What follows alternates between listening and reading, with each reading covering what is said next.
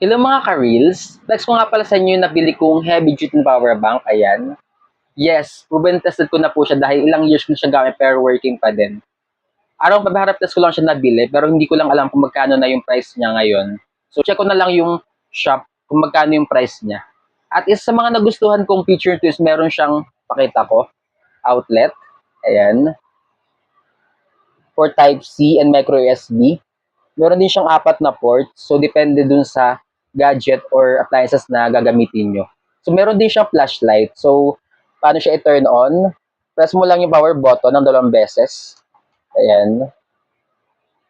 Then, kung gusto mong i-turn off, same thing din. Ayan.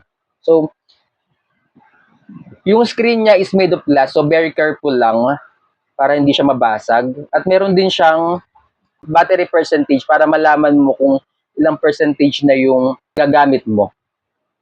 So, make sure lang na dapat naka-fully charge siya para effective siya gamitin. Promise, worth the price siya. Hindi ka magsisisi dahil meron din siyang free sticker. Ayan. Diba? At kung ikaw ay umabot sa video to, huwag kalimutang mag-subscribe, react, or share. At mag-iwan na din tayo ng bakas. Let's go and let's scroll.